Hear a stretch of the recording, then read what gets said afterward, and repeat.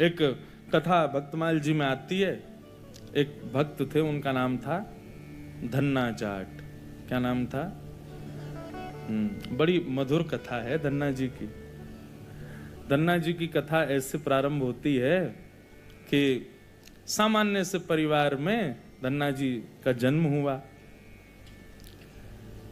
देखो, ये हरिप्रिय हैं, इनको हरि प्रिय थे, लेकिन इनकी भक्ति से फिर ऐसी स्थिति हो गई कि ये हरि को प्रिय लगने लगे।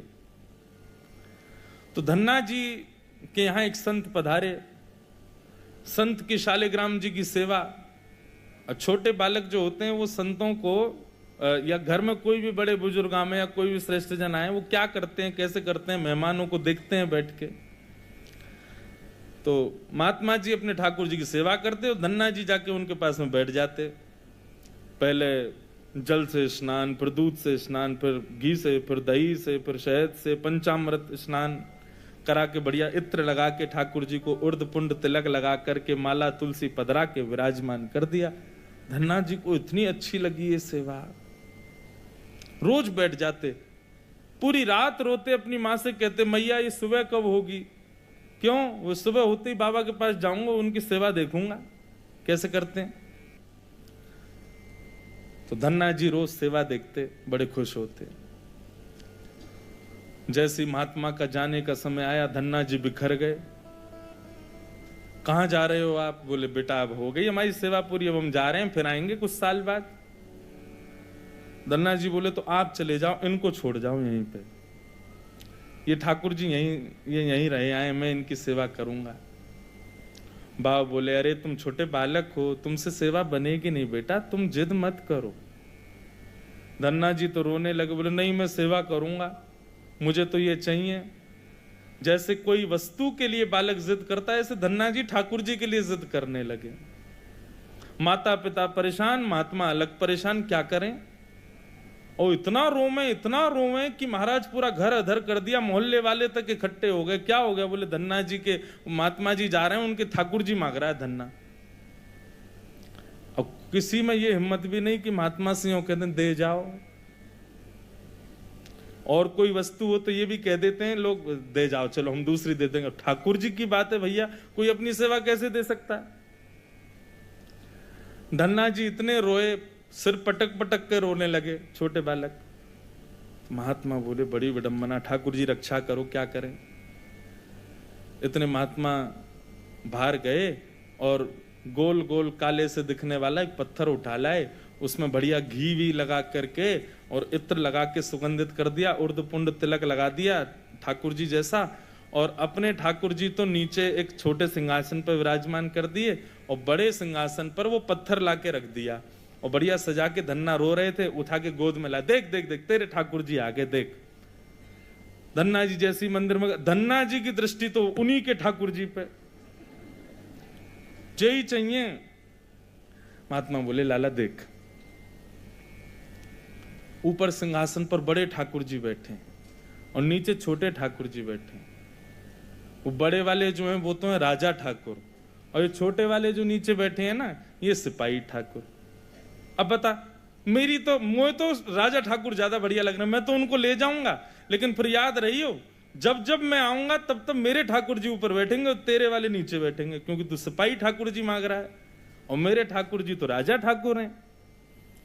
अब बालक को उस भाव से समझाया तो धन्ना जाट नहीं, मैं तो राजा ठाकुर लूंगा, आप ले जाओ सिपाही को। सिपाही ठाकुर जी के रूप में उनके निज ठाकुर जी थे। बाबा बोले अब ठीक है। घर वालों ने भी प्रणाम किया, जय हो महाराज जी, बड़ी आपने बुद्धि युक्ति लगाई। सबको लगा कि कंटक छूट गया, लेकिन यहां तो अब भक्ति प्रारंभ हुई थी धन्ना जी की। देखो, ठाकुर जी की सेवा के लिए जो व्यवस्था की प्रतीक्षा करते हैं, ठाकुर जी की सेवा के लिए अनुकूल समय की प्रतीक्षा करते हैं, उन लोगों के लिए प्रमाण है ये कथा। बाकी सेवा तो बाद की बात है। ठाकुर जी भी असली नहीं थे धन्ना जी के, सामान्य पत्थर था और धन्ना जी उनकी सेवा करते। रात भर मैया से कहते मैया पूजा की सामग्री मंगाओ ना, मुझे ठाकुर जी की सेवा करनी है। मैया कहती सुबह मंगा दूंगी, सुबह पीछे पड़ जाते, शाम को मंगा दूंगी, शाम को पीछे पड़ जाते, सुबह मंगा दूंगी, रोज टाल देती। एक दिन धन्ना जी अनशन पे बैठ गए, नन्हे से, भोजन नहीं करें, दूध नहीं पीवे, पानी नहीं पीवे। अब तो ये कि रात में सोए भी नहीं, मैया से बस ये कहें पूजा की सामग्री मंगाओ, पूजा की सामग्री मंगाओ। मां ने सहज भाव से कह दिया तेरे ठाकुर जी और तू इनका सेवक, सामग्री मैं क्यों लाऊं, अपने आप कर व्यवस्था। धन्ना जी निकल पड़े। महाराज पुष्प लियाए तोड़ करके, तुलसी लियाए, बढ़िया सुंदर माला बना ली। नन्हे से बालक ने जैसी उनको जैसे खेल खेल में सेवा करते वैसी सेवा करते थे। ठाकुर जी को तिलक लगाना है, कहां से तिलक लावे, तो बाहर गए, एक ईंट फूटी पड़ी थी लाल लाल, उसी ईंट को लाए, पानी में घोल घोल के घिस घिस के उसी से तिलक बना दिया। ईंट को घिस करके उसका तिलक श्री ठाकुर जी को लगाया।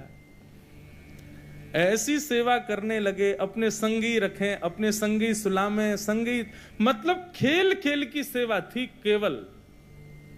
घर वालों को लगता था कि भैया दुनिया के लोग खिलौने से खेलते हैं, हमारा धन्ना जो है ये पत्थर को ही भगवान समझ के खिलौना इनसे ही खेल रहा है, बड़ा होगा तो बुद्धि आ जाएगी।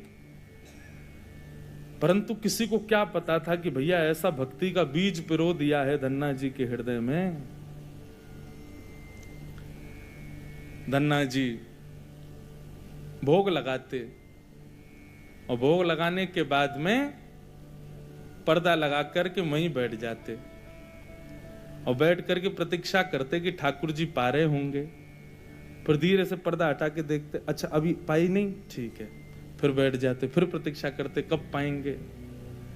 खूब देर हो गई, नहीं पाई तो ठाकुर जी से बोले आप रोज भोजन अधूरा छोड़ देते हो। मैं भोजन अधूरा छोड़ देता हूं, मेरी मैया मुझे बहुत मारती है, लेकिन महात्मा जी मुझे ये बता के नहीं गए कि वो मैं आपके संग कर सकता हूं कि नहीं। मेरी मैया तो मुझे बहुत मारती है, लेकिन पता नहीं मैं कर सकता हूं कि नहीं।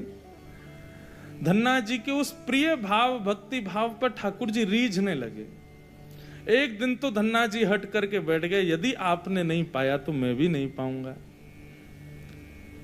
धन्ना जी ने थोड़ी देर देखा, थाली यथावत रखी है, नहीं पा रहे, तो ठाकुर जी की तरफ कमर करके लेट गए। तो ठीक है, तो आज मैं भी भूखा सोऊंगा। इतने में ही जैसे उंगली को कोई जोर से चाटे तो चट चट आवाज आती है ना, ऐसी चाटने की जोर जोर से आवाज आने लगी। धन्ना जी बोले ये चप चप खा कौन रहा है, और ये ऐसे चटकारे ले ले करके कौन उंगली चाट रहा है।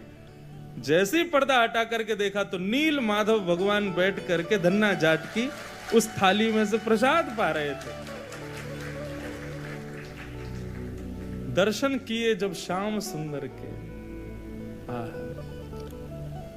मोहित हो गए।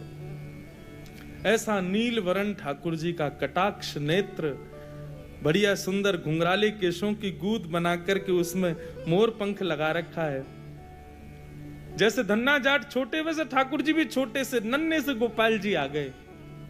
और जैसे मानो पूरे हाथ में सान लेते हैं ना सब्जी छोटे बालक, ऐसे ठाकुर जी ने माखन मिश्री और सारी सब्जी सान रखी है और खूब प्रेम से चाट चाट करके पा रहे हैं। धन्ना जाट बड़ा प्रसन्न हो गया, बोले आप तो बड़े प्यारे हो, आज आप प्रत्यक्ष मेरे सामने आ गए। ठाकुर जी धीरे धीरे अब धन्ना जाट के सखा बनने लगे। धन्ना थोड़ा बड़ा हुआ, गऊ चराने, बछड़ा बछिया चराने जाता तो अपने शालिग्राम, जो शालिग्राम थे ही नहीं, सामान्य पत्थर थे, उनको सजा धजा के बढ़िया अपनी जेब में धर के ले जाता। रास्ता भर उनसे बात करता, नीचे वृक्ष के नीचे बैठ करके ठाकुर जी, अब कोई नहीं है ठाकुर जी प्रकट हो जाओ, तो ठाकुर जी प्रकट हो जाते, धन्ना के साथ प्रेम से पाते। बंधुओं देखो इस कथा से क्या समझ में आ रहा है, धन्ना जी के भीतर ऐसा कौन सा गुण है जिस पर ठाकुर जी रीझ रहे हैं? दीनता। कल हमने एक सूत्र लिया था भक्ति में, अविचार। भगवत भक्ति में विचार नहीं करना है, जो करना है सो करना है। मन में बात आ गई तो बस ठाकुर जी को प्रस्तुत होनी चाहिए। पहला सूत्र। भक्ति का दूसरा सूत्र है दीनता। जितने सीधे, जितने दैन्य, जितनी दीनता में ठाकुर जी की भक्ति में रहोगे, ठाकुर जी उतने प्रसन्न रहेंगे। जितने चतुर बनने का प्रयास करोगे ठाकुर जी के सम्मुख, उतने ही ठाकुर जी दूर भागेंगे। जितना हो सके दीन रहो। ठाकुर जी की भक्ति में किसी भी प्रकार की चतुराई नहीं होनी चाहिए। दीन। धन्ना जी उन्हीं ठाकुर जी को लेकर के चले गए। ठाकुर जी आज बोले, धन्ना तू तो मेरी बड़ी सेवा करे, पर मेरा भी मन करे कि मैं भी तेरी सेवा करूं। सब लोग इधर देखो, कथा सुनो। धन्ना जी बोले, ठाकुर जी ये उचित नहीं है। आप भगवान हो, आप एक ईश्वर तत्व हो, आपकी सेवा हम करें अच्छा लगता है, पर आप हमारी सेवा करो, ये कहां की शोभा है। ठाकुर जी बोले, नहीं धन्ना हम तो तुम्हारी सेवा करेंगे, हमें बताओ हम क्या करें। और भैया ये भक्ति, ये भक्त भगवान वाली बात थोड़ी है। यहां तो सखा हैं, आप हमारे सखा हो, हम आपके सखा। सखा तो आपस में मिल बांट के सब काम करें। बता भैया धन्ना हम क्या करें। धन्ना जाट बोले, तो फिर एक काम करो, आप हमारी गैया चराओ। ठाकुर जी बोले, ये तो हमारे जन्म जन्म को काम है, ये तो हम बड़ी निपुणता से करेंगे। और बंधुओं यही होता, धन्ना जाट अपने घर से गैया लेके जाता और वन में जाकर के ठाकुर जी को जैसे ही बाहर पधराता, इतने में वृक्ष के पीछे से ठाकुर जी आ जाते और ठाकुर जी कहते, धन्ना अब तू जाके आराम कर, हम गैया चरा देंगे। और सारी गैया ठाकुर जी चराते। शाम का समय जब होता तब धन्ना जी जाते और जाके ठाकुर जी को दोबारा अपनी जेब में रख के गैया लेके आ जाते। एक दिन वो महात्मा आ गए जो धन्ना जी को वो पत्थर दे के गए थे। जैसे ही घर पे आए तो धन्ना जी लेटे थे। महात्मा आके बोले, और बताओ भाई धन्ना सब ठीक? अरे गुरुजी आए, गुरुजी जय हो, गुरुजी प्रणाम आपके चरणों में। और बताओ वो कहाँ हैं तुम्हारे राजा भगवान? बोले, भगवान तो गैया चरावे गए हैं अभी। ये समय तो गैया चराने का है ना, गैया चरावे जामे वो रोज। महात्मा बोले, देखो कुछ भी बोलता है, ये अभी बालक ही है, छोटा ही है अभी। माता पिता ही बोले, कहाँ बताएं, ऐसी या की सोच है, गैया ने छोड़ आवे, पता ना कहाँ शाम को ले आवे उन्हें। अरे गुरुजी ये लोग मानते नहीं है मेरी बात। भाई सब लोग विराजमान हो जाओ बस, हाँ बैठ जाओ। क्या बता रहा था मैं? हैं? हाँ गैया चरावे जावे। गुरुजी बोले, तो फिर वो शिला कहाँ है जो हमने तुमको दी थी? बोले, उन्हीं की तो कह रहा हूं गुरुजी, वो गैया चराने गए। गुरुजी बोले, ये तो कुछ भी कह रहा है। नहीं नहीं गुरुजी आप विराजो, मैं आपको एक एक बात बताऊं। और उसने सारी बातें बताई, ठाकुर जी कैसे चटकारे लेके भोजन करते हैं, क्या क्या उससे बातें करते हैं, कैसे उसके संग खेलते हैं, कैसे उसकी पिद्दी पे चढ़ जाते हैं, वो ठाकुर जी की पिद्दी पे चढ़ जाता है। ऐसा मधुर भाव वो प्रस्तुत करे और गुरुजी बैठ के सुनते जाएं। बोले कि इतनी बड़ी बड़ी बातें झूठ में तो नहीं बोल सकता। बोले, गुरुजी मुझे पता है, माता पिता की तरह आप भी मुझ पे भरोसा नहीं कर रहे हो, आपको नहीं विश्वास, चलो मैं दिखाऊं आपको। अभी मेरे ठाकुर जी गैया चरा रहे हैं। गुरुजी को लेकर के वन में गया तो वन में गैयाएं चर रही थी। बोले, कहाँ है तेरे ठाकुर जी? अरे देखो वो दोहरी गैया के पीछे पीछे हाँक रहे हैं, वाकू पीछे पीछे चल रहे हैं वाक्य, देखो ठाकुर जी दिख तो रहे। गुरुजी बोले, हमको नहीं दिख रहे। धन्ना जी दौड़ के ठाकुर जी के पास गए। बोले, मेरे गुरुजी आए हैं, उनको दिख जाओ। भगवान बोले, उनको नहीं दिखेंगे हम बस तुमको ही दिखेंगे, तुम्हारे सखा हैं, तुमको दिखेंगे, सबको थोड़ी दिखेंगे। अरे भैया ऐसा मत करो। क्यों? बोले, आपको और मोको एक दूसरे से मिलवावे वाले तो गुरुजी हैं। गुरुजी यदि मुझको नहीं देके जाते आपको, तो आप मुझे कैसे मिलते? मेरे गुरुदेव हैं, इन्होंने ही तो मुझको दिया था आपको। ठाकुर जी रीझ गए, पुनः पुनः धन्ना को हृदय से लगाए। इसकी भक्ति, ऐसा भाव। इतने में ही नील माधव नीलमणि ठाकुर जी प्रकट हो गए। और जैसे ही प्रकट हुए, दूर खड़े गुरुदेव के एक एक रोम बिलखने लगा, रोने लगे और धन्ना के चरणों में प्रणाम किया। बोले हम सच्चे शालिग्राम से प्रकट नहीं कर पाए, तूने सामान्य पत्थर से प्रकट कर दिया ठाकुर जी को। हम अष्टयाम सेवा से प्रकट नहीं कर पाए और तूने सामान्य पत्थर घिस घिस के तिलक लगा के प्रकट कर दिया ठाकुर जी को। हम 56 भोग पधरा करके ठाकुर जी को प्रकट नहीं कर पाए, तू बेसर की रोटी खवा के ठाकुर जी को चटकारे दिलवाता है। हम यहां ठाकुर जी से प्रार्थना करते हैं, कभी त्रिभंग लली से सीधे लली भी बन जाओ, नेक पूरे दिन यूं ही खड़े रहो, दर्द है जाते हो, हाथ में नेक हाथ सीधे कर लो। तू ठाकुर जी से गैया चरवा रहा है अपनी। धन्य है धन्ना तेरी भक्ति को। बंधुओं, ठाकुर जी को ऐसे प्रिय भाव अच्छे लगते हैं। आप नियम कितने करते हो, आप साधना कितनी करते हो, आप जप कितने करते हो, आप व्रत कितने करते हो, ये विशेष बात नहीं है, पर 10 मिनट भी ठाकुर जी के सन्मुख बैठते हो, किस भाव से बैठते हो, वो भाव प्रिय है। ठाकुर जी भाव का सेवन करते हैं। इतनी कथाएं सुनने के बाद भी, वृंदावन जाने के बाद भी, ऐसे संकीर्तन करने के बाद भी, तिलक लगाने के बाद भी यदि भाव प्रकट नहीं हुए तो कैसी भक्ति हमारी। समय व्यर्थ मत करो फिर भक्ति के पथ पर आके। अनुभूति हो, ठाकुर जी के ऐसे भाव प्रकट हो, तब हमारी भक्ति श्रेष्ठ है, तब हमारा तिलक लगाना श्रेष्ठ, हमारा एकादशी व्रत रखना श्रेष्ठ, हमारा गुरु मंत्र का जाप करना श्रेष्ठ।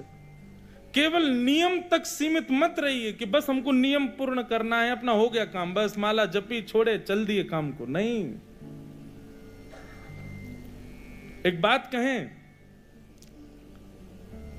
भक्ति में थोड़े हठीले बनो, ठाकुर जी से थोड़े थोड़े हट करो। नाथ, इतनी आयु होती जा रही है, हम बड़े होते जा रहे हैं, कब मिलोगे आप? बस 24 घंटे यूं ही बैठे रहोगे? हमको इससे सुख नहीं है। हमारे लिए तो आपको कुछ लीला तो करनी पड़ेगी, कभी कभी करो हट। सब भक्तों ने हट किया। आजकल लोग भक्त हट ही कहां करते हैं ठाकुर जी से।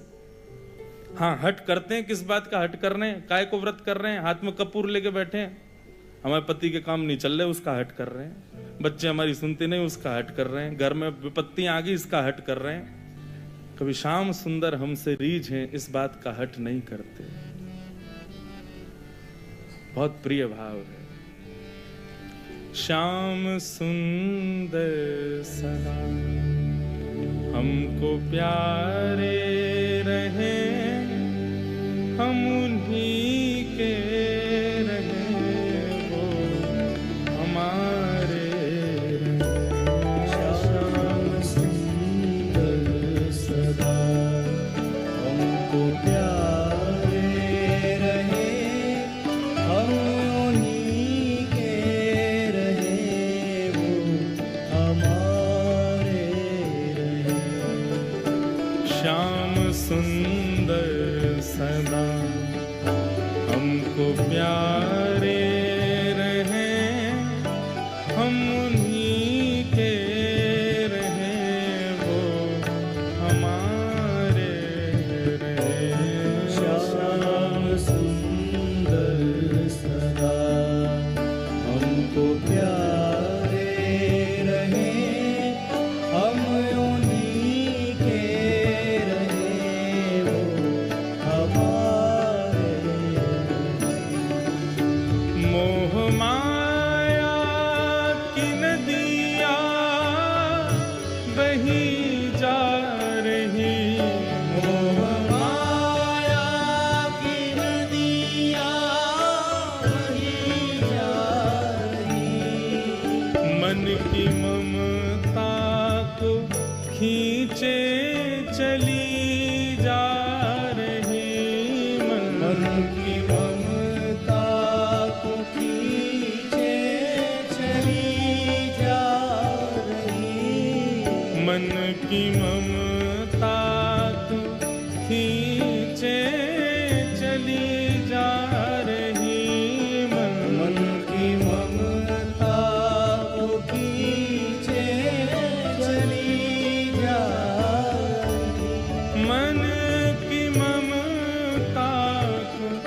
खींचे चली जा रही, हर की ममता को खींचे चली जा रही।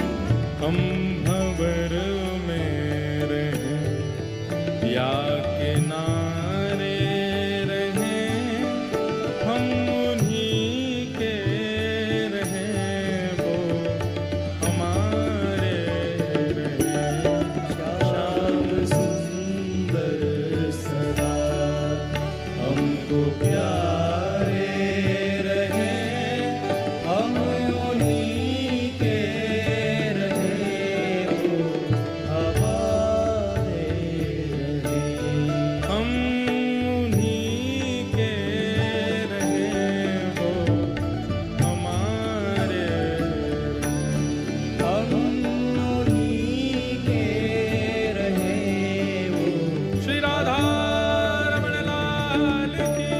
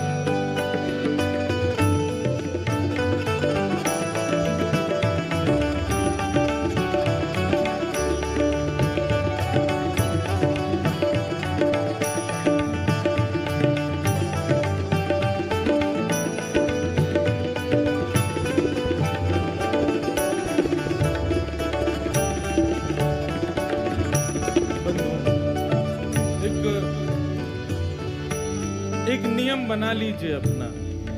कोई और नियम आप करो ना करो आपके ऊपर है, पर हमारे हिसार आने की एक दक्षिणा हमको दे दीजिए। हमारी एक बात मान लीजिए, आज के बाद श्री राधा रमण जी से गैर संबंधी कोई भी वस्तु हो उसको स्वीकार मत करो। चाहे वो संबंध हो, चाहे वो भोजन हो, चाहे वो देखने की वस्तु हो, चाहे वो पान की वस्तु हो, चाहे वो ग्रहण पहनने की वस्तु हो, सब उस में बस ये भाव रख लीजिए, बस ठाकुर जी से संबंधी है तो हमारी है, नहीं तो हमारी नहीं।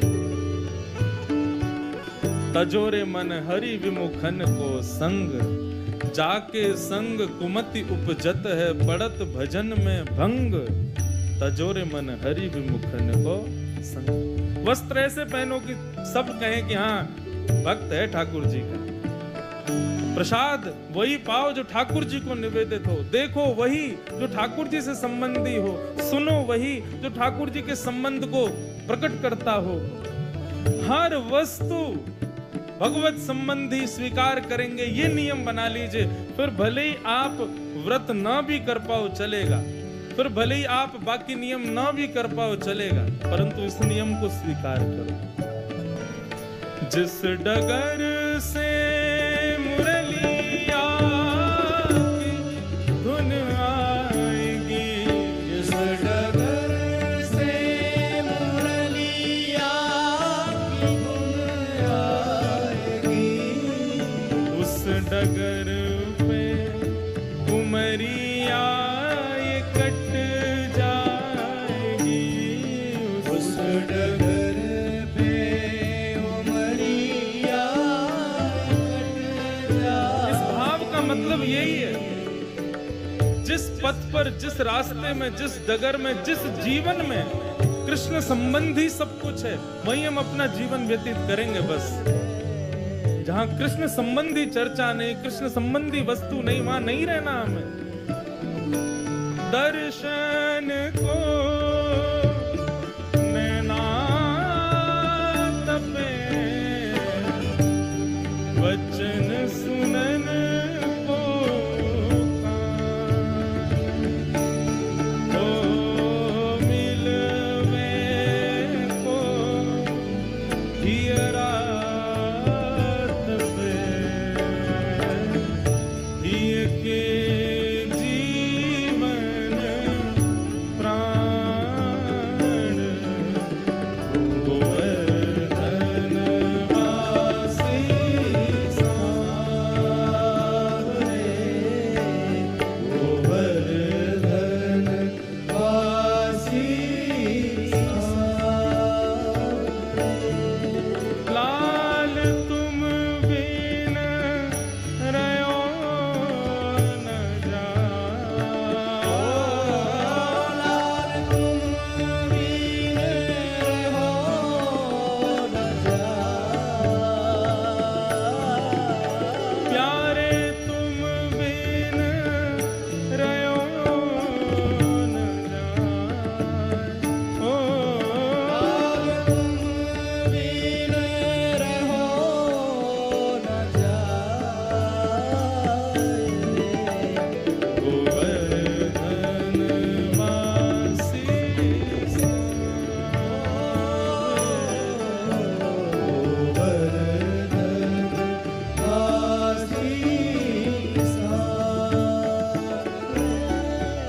जिस डगर से मुरलिया की धुन आएगी जिस डगर से मुरलिया की धुन आएगी उस डगर पे उमरिया कट जाएगी उस डगर पे उमरिया कट जाएगी उस डगर पे उमरिया कट जाएगी उस डगर पे उमरिया कट जाएगी उनकी तस्वीर मन में बनाए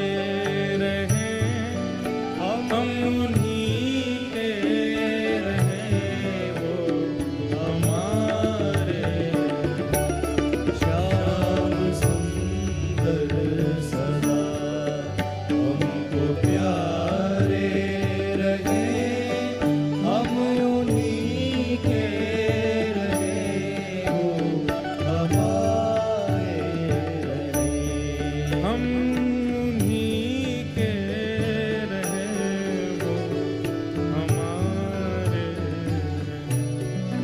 हम उन्हीं के रहे हो हमारे उन्हीं के रहे वो हमारे हम उन्हीं के रहे हो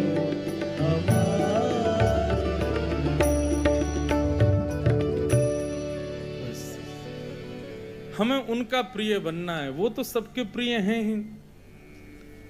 वो तो राक्षस भी जब उनको देखते हैं तो उनको भी प्रिय लगने लगते हैं, पर हम उनके प्रिय बने। सूरदास को प्रिय ठाकुर जी लगते थे ऐसा नहीं कहते, संत जन कहते हैं सूरदास ठाकुर जी को प्रिय लगते थे। मीराबाई ठाकुर जी को प्रिय लगती थी, गोपियां ठाकुर जी को प्रिय लगती थी, गोपाल भट्ट गोस्वामी ठाकुर जी को प्रिय लगते थे, हितरवंश महाप्रभु ठाकुर जी के प्रिय थे। पर हमारे लिए क्या कहेंगे लोग? इनको ठाकुर जी अच्छे लगते हैं। हमारे लिए कोई क्यों नहीं कहता कि ये ठाकुर जी को प्रिय है? हमारे भजन की उपलब्धि इसी में कि हम ठाकुर जी के प्रिय बने। धन्ना के भक्ति भाव को संत ने प्रणाम किया, बोले कि हम तो भैया सच्चे शालिग्राम में से ना प्रकट कर पाए, तेने पत्थर में से प्रकट कर दिए।